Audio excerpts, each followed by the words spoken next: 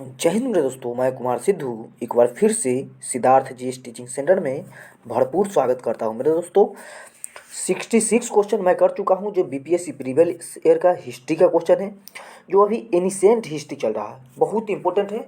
लगभग 150 क्वेश्चन लेंगे इससे, और जितना बीपीएससी ने पूछा है क्वेश्चन 66वीं बीपीएससी तक, जो सभी क्वेश्चन को मैं करवाऊँगा, और एक भी प्रश्न इससे छूटेगा नहीं आपको हिस्ट्री के लिए। और हिस्ट्री जैसी तीनों हिस्ट्री और ख़त्म होता है, उसके बाद में मैं ज्योग्राफी या पॉलिटी दोनों में से कोई विषय चूज करूँगा, उसको मैं स्टार्ट करूँगा। 67 नंबर क्वेश्चन को देखता हूँ। नंद वंश के पश्चात मगध पर किस राजवंश ने शासन किया था? तो मौर्य ने किया था। नंद वंश के संस्थापक कौन था? तब महापद्म नंद था। जो नंद वंश के संस्थापक कौन थे? महापद्म नंद था। नंद वंश की स्थापना शिशुनाग वंश का अंत करके की गई थी।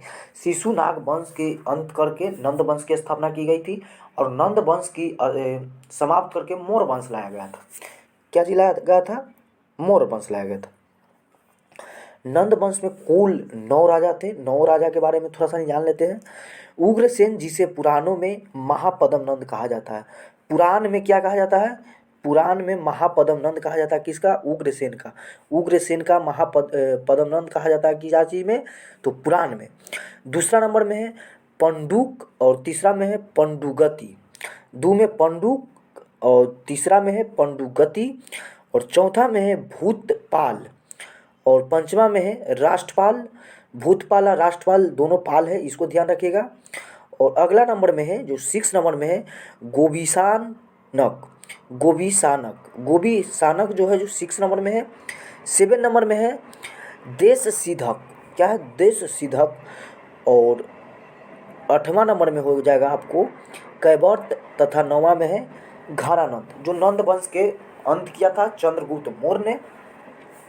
नंद वंश में जनता का बलपूर्वक धन वसूलने की छोटी वस्तु पर भारी कर लगाने के कारण जनता विरोध हो गई थी, और इससे घृणा मानने लगी थी। इसके कारण चाणक्य ने एक योद्धा को खड़ा किया, जिसे चंद्रगुप्त मौर्य कहा गया है। और चंद्रगुप्त मौर्य ने घानानंद को पराजित करके और अपना राज्य सिंहासन पर विराज हुए। जो चंद्रगुप्त मौर्य ने मौर्य वंश की स्थापना किया था। तो इसका right answer option number A होगी। अगली नंबर क्वेश्चन में देखता हूँ। अगली नंबर क्वेश्चन क्या है? अगली नंबर क्वेश्चन कर रही है, अगली नंबर क्वेश्चन हमसे पूछ रही है क्या?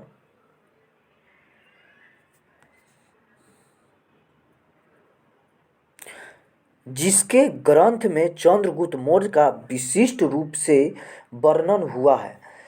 जिसके ग्रंथ में, तो किसके ग्रंथ में? तो विशाखा दत्त के ग्रंथ में। किसका? विशाखा दत्त। विशाख दत्त जो हुए, उनके ग्रंथ में चंद्रगुप्त मौर्य की पूरा विवरण किया गया है। इसके बारे में थोड़ा सा संक्षिप्त में देखूंगा। विशाखा दत्त कृत मुद्रा राक्षस से चंद्रगुप्त मौर्य के विषय में विस्तृत सूचना प्राप्त होती है। इस ग्रंथ में चंद्रगुप्त मौर्य को नंदराज का पुत्र माना गया है। चंद्रगुप्त मौर्य को नंदराज का पुत्र माना गया है। जो मुद्रा राक्षस में चंद्रगुप्त मौर्य का वृषल तथा कुलहीन भी कहा जाता है। पहले वृहस्पति या कुलहीन भी कहा जाता है चंद्रगुप्त मौर्य का। 18वीं शताब्दी में घुंडीराज ने मुद्रा राक्षस पर टीका लिखी थी। और मुद्रा राक्षस के अतिरिक्त विशाखा दत्त के नाम से 2 अन्य रचनाओं को भी उल्लेख प्राप्त हुआ है, जिसे एक नंबर में देवी चंद्रगुप्तम और दूसरा में अभिसारिका वंचितक या अभिसारिका बंधितक भी कहा जाता है। ये दोनों याद रखिएगा। जो ए में एक नंबर में क्या दिया गया है, इसमें 2 अभिलेख मिलते हैं, उल्लेखनीय मिलती है, जिसमें एक में दिया है देवी चंद्रगुप्तम और दूसरा में है अभिसारिका वंचितक या अभिसारिका बंधिक। 69 नंबर क्वेश्चन है, निम्नलिखित में से मगध का कौन सा राजा सिकंदर महान के समकालीन था? तो घानानंद ने वो समकालीन था और उससे लड़ भी नहीं पा रहा था घनानंद ने। इसके बारे में देखता हूँ, महापद्म नंद के उत्तराधिकारियों की संख्या पुराणों तथा बौद्ध ग्रंथों में 8 मिलती है। इस वंश का अंतिम शासक घनानंद था जो सिकंदर का समकालीन था। सिकंदर का समकालीन कौन था? तो सिकंदर का समकालीन था घनानंद ने था। उसे यूनानी लेखकों ने अग्रमीज कहा था। यूनानी लेखक ने अग्रमीज कहा था। क्या चीज? अग्रमीज कहने वाला कि कौन था? तो यूनानी शासक था। ये आप ध्यान में रखिएगा, ये क्वेश्चन बीपीएससी कभी भी पूछ सकता है। जो यूनानी शासक ने किनको अग्रमीज कहा था, देखिए ये क्वेश्चन जरूर पूछेगा एग्जाम में अगर इस पर ध्यान आया तो किसको कहा था? घनानंद को कहा था। जेनोफोन उसे बहुत धनगढ़ व्यक्ति बताता है। यद्धशाला, क्या यद्धशाला? इसको ध्यान दीजिएगा, यद्धशाला उसको सेनापति था। यद्धशाला कौन था? सेनापति। किसका था? यद्धशाला जो था, जो सेनापति था, जो घनानंद के सेनापति यद्धशाला था। इसको यूनानियों लेखकों ने क्या कहा था? अग्रमीज। इसको लिखिएगा, अग्रमीज। अग्रमीज कहा था। यूनानी लेखकों ने अग्रमीज कहा था। 70 नंबर क्वेश्चन को देखता हूँ। 70 नंबर क्वेश्चन हमसे क्या पूछ रही है? 70 नंबर क्वेश्चन पूछ रही है, निम्नलिखित में स्थित चंद्रगुप्त मौर्य का महल मुख्यतः बना था। क्या चीज से बना था? तो लकड़ी से बना हुआ था। चंद्रगुप्त मौर्य जो था उनका महल बनी हुई होती थी, जो महल लकड़ी का बना हुआ होता था। इसके बारे में थोड़ा सा देखता हूँ चंद्रगुप्त मौर्य के बारे में। चंद्रगुप्त मौर्य ने कहता है जो बिहार में पटना के समीप बुलंदीबाग एवं कुम्हरार में की गई खुदाई से मौर्य काल में लकड़ी के विशाल भवनों का अवशेष प्रकाश में आए हैं। तो ये अपना कहाँ पे? पटना में ही पड़ रहे हैं। जो लकड़ी के मौर्य काल में कुम्हरार और बुलंदीबाग है, जो अपना कुम्हरार में जो है, जो कुम्हरार पार्क से भी इनको अशोक के कुछ साक्ष्य मिले हैं। इनमें प्रकाश में लाने का श्रेय स्पूनर महोदय को है, जो बुलंदीबाग में नगर के परकोटे के अवशेष तथा कुम्हरार में राजप्रसाद के अवशेष का प्राप्त होती है। किसके द्वारा होती है? स्पूनर। क्या चीज? स्पूनर। इसको लिखिएगा, स्पूनर। स्पूनर महोदय, स्पूनर महोदय के द्वारा कुम्हरार में और बुलंदी नगर में या बुलंदी बाग में, दोनों में अगर साक्ष्य मिली है तो किसके वजह से? तो स्पूनर महोदय के द्वारा। इसको आप ध्यान में रखिएगा। अगली नंबर क्वेश्चन में क्या दिया गया है? 71 नंबर में है, अष्टप्रधान का गठन किसने किया था? तो अष्टप्रधान की गठन इसको किसने किया था? तो चंद्रगुप्त ने। तो चंद्रगुप्त ने किया था, अशोक ने किया था, इस भी सही है। हर्षवर्धन ने, शिवाजी ने। और उपयुक्त में से कोई नहीं, उपयुक्त में से सभी। तो right answer option number D होगी, एक से अधिक है। इसको बारे में थोड़ा शिवाजी के बारे में पढ़ता हूँ। शिवाजी ने राज्य के प्रशासन के केंद्र के स्तर पर अष्टप्रधान की व्यवस्था की थी, जिसके अंतर्गत 8 मंत्रियों को नियुक्त किया गया था। इसमें पेशवा, अमात्य मंत्री, सचिव, सुमंत, सेनापति, पंडित राव और न्यायाधीश शामिल थे। ये शिवाजी के राज प्रशासन के आधुनिक काल के सचिवों की भांति कार्य करते थे। इसका कार्य राजा को परामर्श देना मात्र था। इसका जो काम था, जो राजा का परामर्श देना ही काम था, जो राज प्रशासन के आधुनिक काल में सचिवों की भांति कार्य करती थी। किसमें? शिवाजी में भी काम किया करता था। इसका कार्य राजा के परामर्श देना मात्र था। इसे किसी भी अर्थ में मंत्रिमंडल नहीं कहा जा सकता है। प्रत्येक मंत्री राजा के प्रति उत्तरदायी होता है।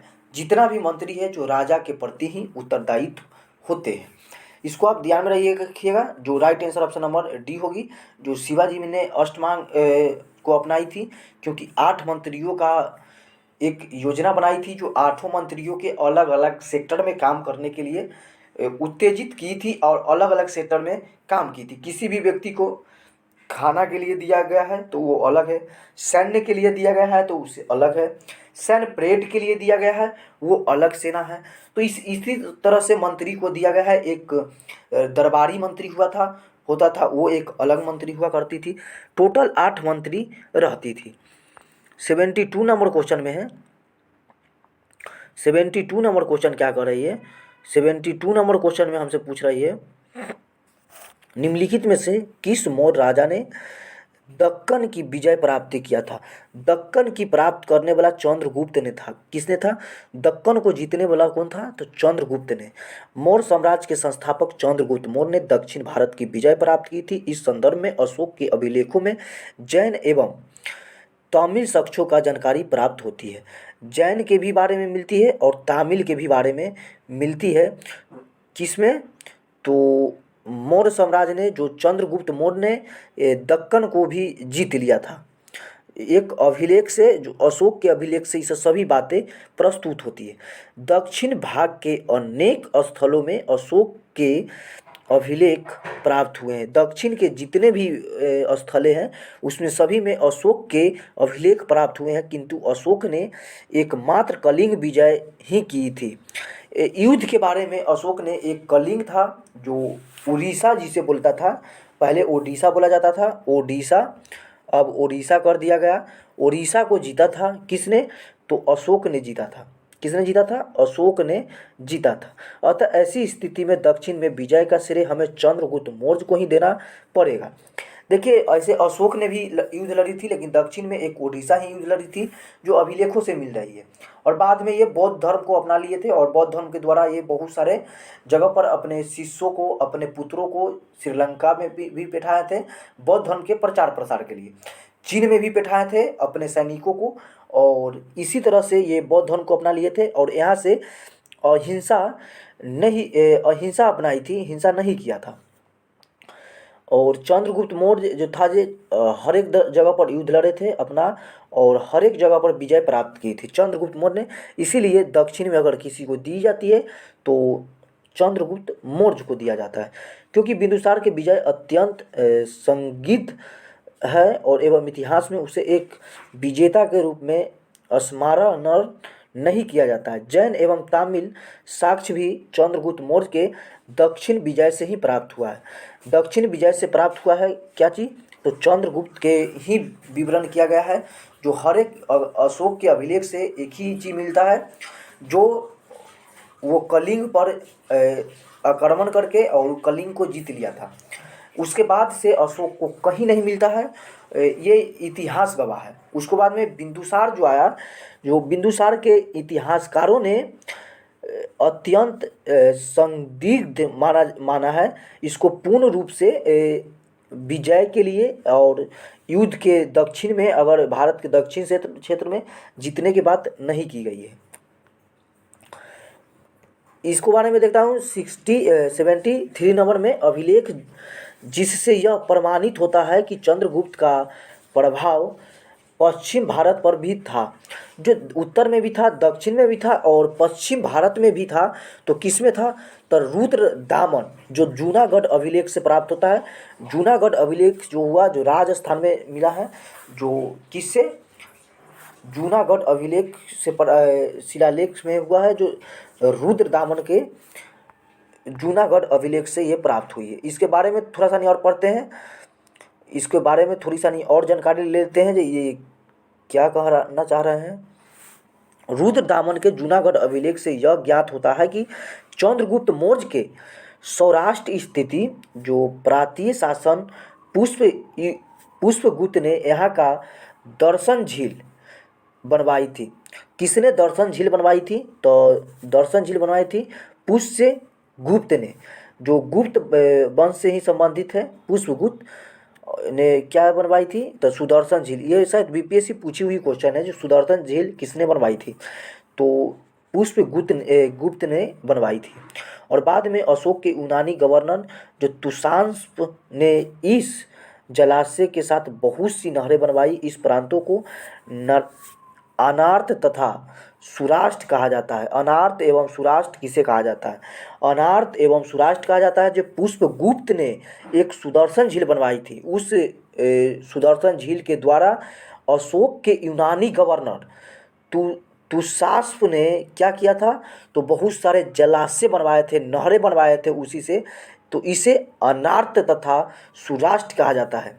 एक बार जरूर ये क्वेश्चन बीपीएससी पूछेगा, अगर उसको ध्यान में आया ये क्वेश्चन तो बहुत ही इंपॉर्टेंट क्वेश्चन है, इसको आप जरूर एड रखिएगा। इससे पश्चिम भारत में चंद्रगुप्त से आधिपत्य का प्रमाण भी मिलता है। अगली नंबर क्वेश्चन है 74 नंबर, निम्नलिखित में से कौन सा क्षेत्र अशोक के साम्राज्य में सम्मिलित नहीं था। तो अशोक के साम्राज्य में सम्मिलित नहीं था, तो अफगानिस्तान था, ये जीत लिया था। बिहार, तो बिहार थेबे था। और श्रीलंका, ये श्रीलंका नहीं था जो। और डी में है कलिंग, तो कलिंग को तो ये जीत लिया था, उड़ीसा में था कलिंग, जो इसे जीत लिया था तो अपना अधीन में लिया था इसको। लेकिन श्रीलंका नहीं था। श्रीलंका में क्या किया था, जो अपना पुत्र या पुत्री को अशोक ने ही प्रचार के लिए, बौद्ध धर्म के प्रचार के लिए वहाँ पे ठाए थे। इनको बारे में थोड़ा सा नहीं पढ़ता हूँ, इसको बारे में एक क्वेश्चन तैयार किए हैं, उसको देखता हूँ। श्रीलंका अशोक के साम्राज्य में सम्मिलित नहीं था। द्वितीय शिलालेख से स्पष्ट होता है कि भारत में अशोक का अधिक चोल, पांड्य, सतयुत पुत्र और केरल पुत्र एवं ताम्रपाणि श्रीलंका को छोड़कर सर्वत्र था, क्योंकि इन राज्यों में प्रत्यंत या समावर्ती राज्यों कहा जाता है, प्रत्येक या समावर्ती राज्यों कहा जाता है। 75 नंबर क्वेश्चन में क्या है, अशोक के शासन में बौद्ध सभा की किस नगर में आयोजित की गई थी अशोक के शासनकाल में।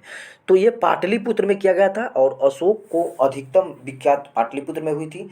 ये 44वीं बीपीएससी 2001 में पूछी हुई क्वेश्चन है, बहुत इंपॉर्टेंट है। सिहली अनुसूत्रियों जो दीप वंश और महावंश के अनुसार अशोक के राज्यकाल में पाटलिपुत्र में मोगलीपुत्र तीस की अध्यक्षता में तृतीय बौद्ध संगीति का आयोजन किया गया है। अशोक के शासनकाल में मोगलीपुत्र 30 की अध्यक्षता में तृतीय बौद्ध संगीति का आयोजन की गई थी अशोक के शासनकाल में। 76 नंबर क्वेश्चन क्या कर रही है, 76 नंबर क्वेश्चन कर रही है। 76 में दिया गया है अशोक के शिलालेखे का प्रयुक्त भाषा क्या था। तो प्राकृत भाषा में ये अभिलेख मिले हैं इनको, और इनको अभिलेख से बहुत सारे साक्ष्य भी मिले हैं, जो किस समय में किस औजार का उपयोग किया जाता है, क्या चीज़ कहाँ था, वो सभी चीज़ के बाद इनका अभिलेख से बहुत चीज़ हिस्ट्री में समझने को मिलती है। इसको बारे में थोड़ा सा देखता हूँ। अशोक के इतिहास से हमें मुख्यतः उनके अभिलेख से ही ज्ञात होता है कि उनके अभिलेख का विभाजन 3 वर्गों में किया जा सकता है। तो एक शिलालेख, एगो स्तंभ लेख एवं गुहालेख। शिलालेख, गुहालेख, शिलालेख 14 विभिन्न लेखों में एक समूह है, जो 8 भिन्न भिन्न स्थानों पर प्राप्त किए गए हैं। ये स्थान है, वन सेकेंड,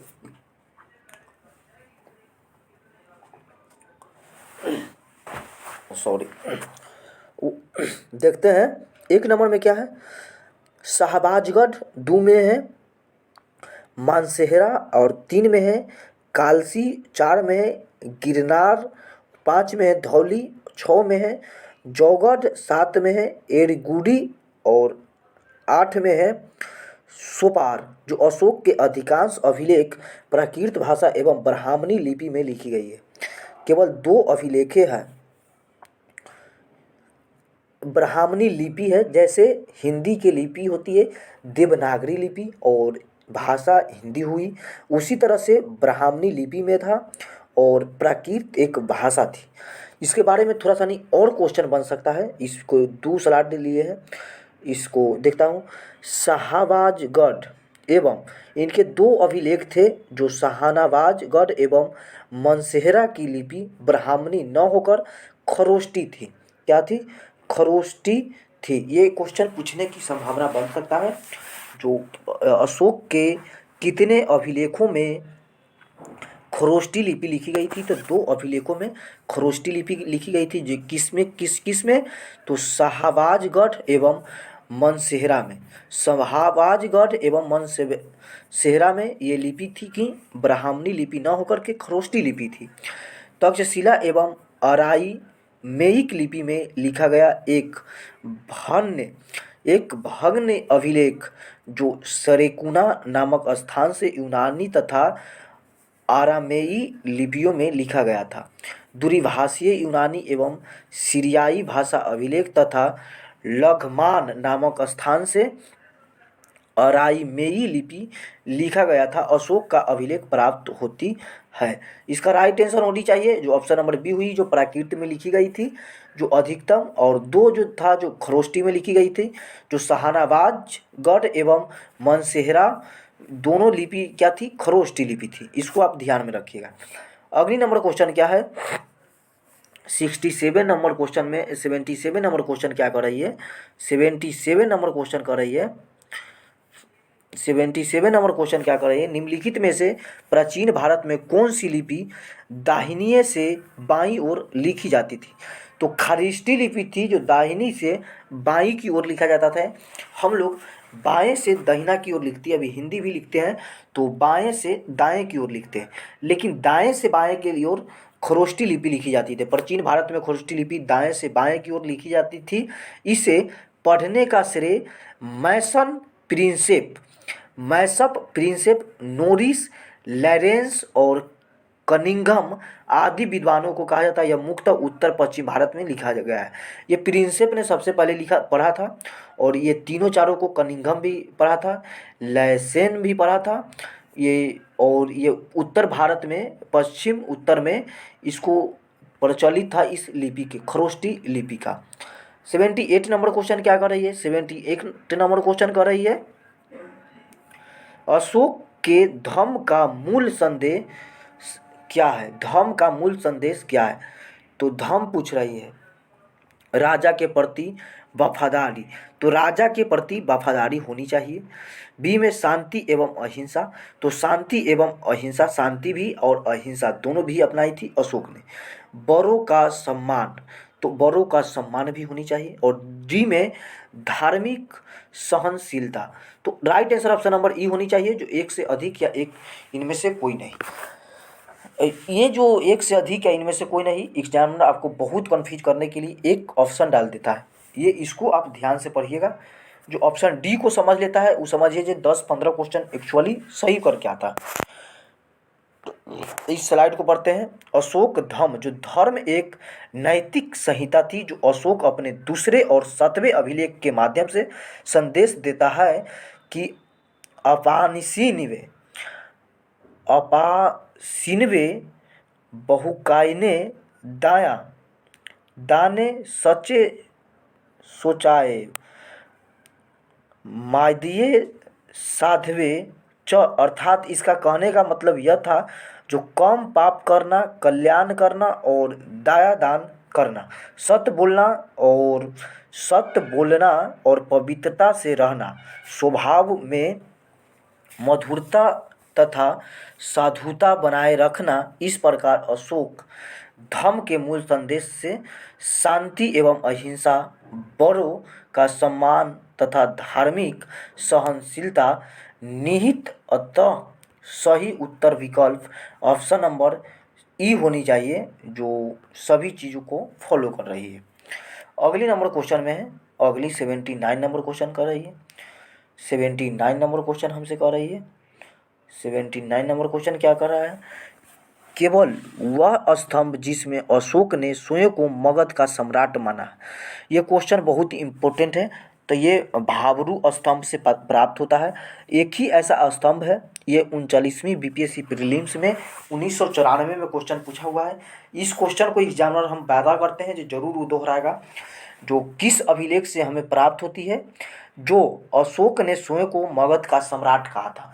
एक भी अभिलेख चाहे कहीं भी ऐसा लिखा हुआ नहीं है जो अशोक ने अपने आप को राजा कहा था, लेकिन भाबरू अभिलेख से या स्तंभ से हमें पता चलता है। स्तंभ से जो उन्होंने एक अभिलेख में लिखी है जो खुद को राजा कहे थे। भाबरू जो बैराट स्तंभ लेख में अशोक ने स्वयं को मगध का सम्राट बताया है। पियदसी लाजा मागधे संघ अभिवाद्य तुन आह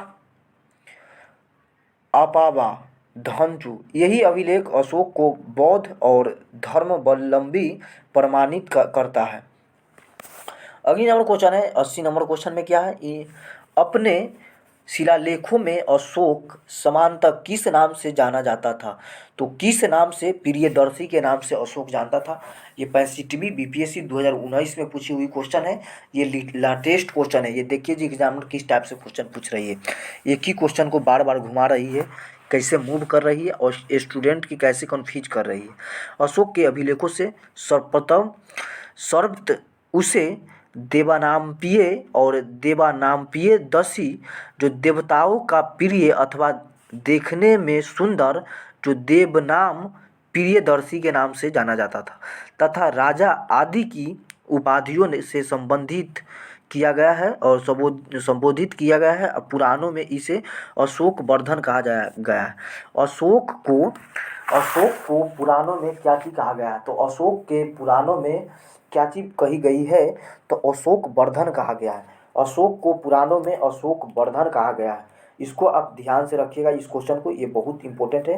ये क्वेश्चन एग्जामिनर फिर से कभी ना कभी जरूर पूछेगा। कौटिल्य के अर्थशास्त्र में किस पहलू का प्रकाश डाला गया है?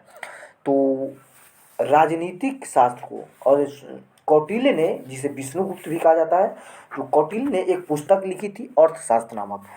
तो अर्थशास्त्र जो है, जो अर्थशास्त्र तो ये है, लेकिन ये राजनीतिक शास्त्र से ये संबंधित क्वेश्चन है।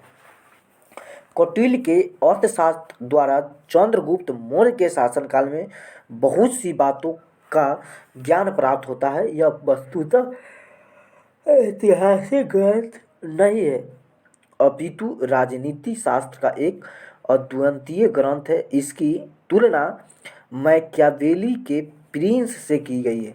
मैकियावेली के प्रिंस नामक एक पुस्तक है, इससे तुलना की गई थी। अगली नंबर क्वेश्चन है 82 नंबर क्वेश्चन है। 82 नंबर क्वेश्चन क्या कर रही है? कौटिल्य की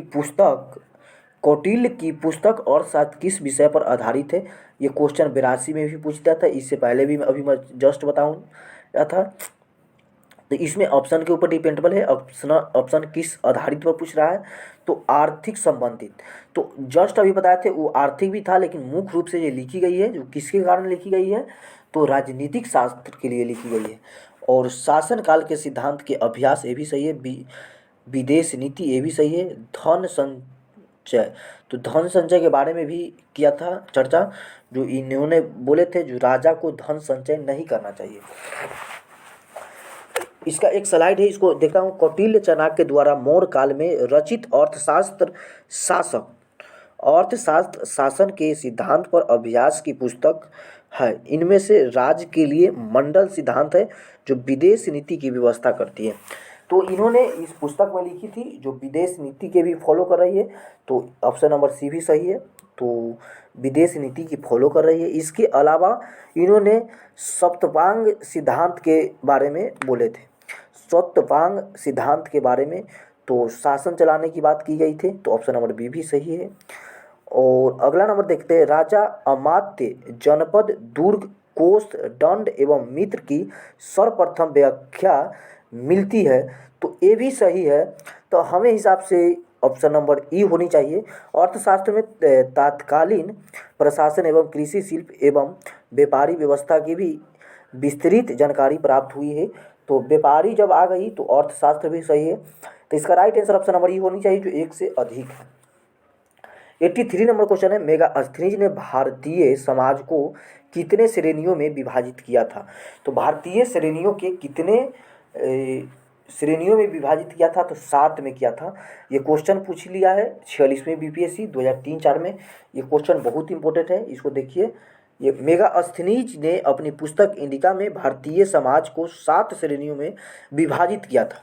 1 नंबर में दार्शनिक, 2 नंबर में कृषक, 3 में है पशुपालक, 4 में है कारीगर, 5 में योद्धा, 6 में निरीक्षक, 7 में क्या दिया गया है?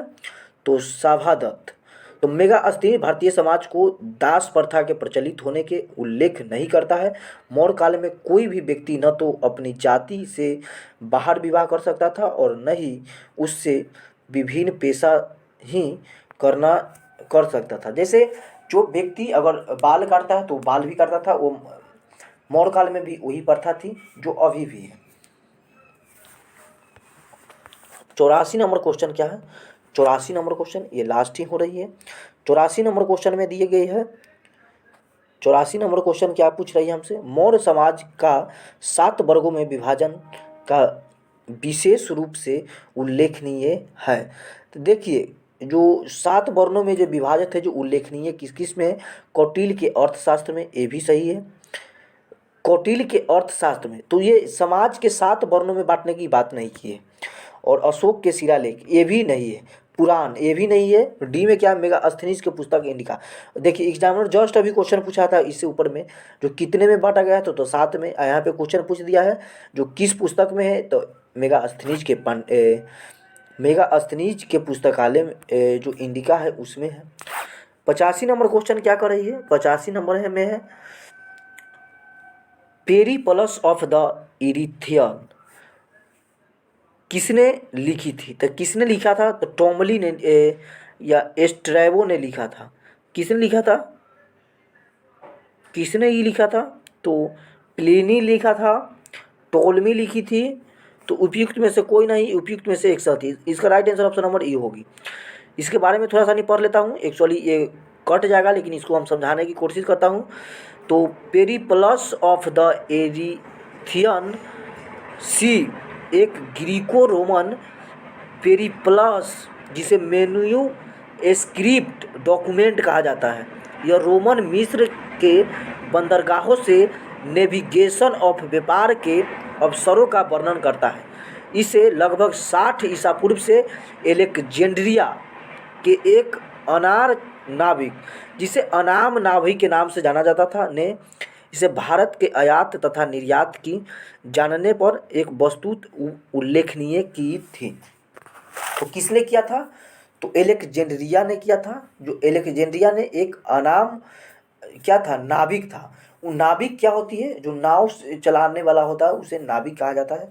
उन्हीं ने ही पेरिप्लस ऑफ द एरिथियन सी पुस्तकें जो लिखी है, किसने लिखी थी? तो इसको ये क्या था? जो अलेक्जेंडर के क्या था ये?